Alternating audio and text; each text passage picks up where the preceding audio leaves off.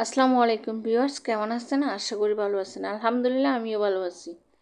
এই তো আজকে নাস্তা খাওয়ার পর ব্লগটা শুরু করছি। মেয়ের খাটটা গুছিয়ে নিয়েছে, যেহেতু মেয়ের পরীক্ষা নাই সেজন্য গুছানোর পর আমার খাটটাও গুছিয়ে নিয়েছে। মাশাল্লাহ, মেয়ে বড় হলে যেটা হয় আর কি, মায়ের সুবিধা, মায়ের কাজ মেয়েরাই করে।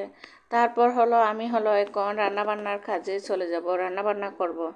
তেমন একটা কিছু শেয়ার করব না। এখানে মসুর ডাল দিয়ে ফল রান্না করেছি।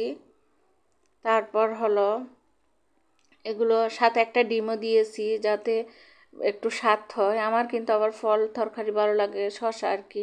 তারপর এখানে একটু করে লইট্টা মাছ ছিল, সেগুলো রান্না করেছি টমেটো দিয়ে, কাঁচামরিচ, ধনেপাতা দিয়ে এগুলোই রান্না করেছি। ভাইয়ের ছেলে হয়েছে,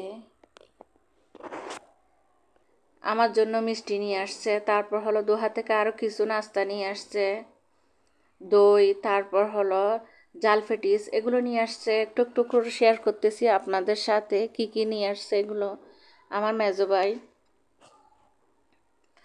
এই তো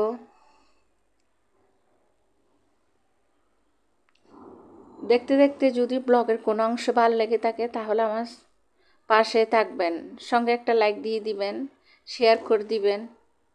এই তো এখানে মিষ্টি, তারপর সন্দেশ। বাসায় বাচ্চা আছে সেজন্য আনার সাথে সাথে কিছু খেয়ে ফেলেছে। খাওয়ার পরেই কিন্তু আমি শেয়ার করতেছি। এখানে দইটা খাই নাই, সেটা আছে। এই তো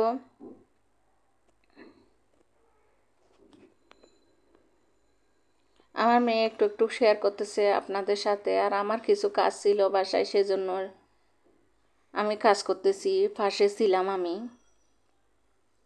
এই তো এখানে সস আর জাল প্যাটিস। তারপর আপনাদের ভাই বিদেশ থেকে কী কী নিয়ে আসছে সেগুলো তো এত ব্যস্ত ছিলাম যে আপনাদের সাথে শেয়ার করতে পারি নাই। এখন একটু একটু করে আপনাদের সাথে শেয়ার করতেছি। এই তো কিছু চকলেট, তারপর আর শ্যাম্পু, তারপর কিছু কাঠবাদাম আর কাজু বাদাম। আর মেয়ের জন্য এই ব্যাগটা নিয়ে আসছে। তারপর ওই টুপিটা, বেশি কিছু আনে নাই। তারপর ওর জন্য একটা স্মার্ট ওয়াচ।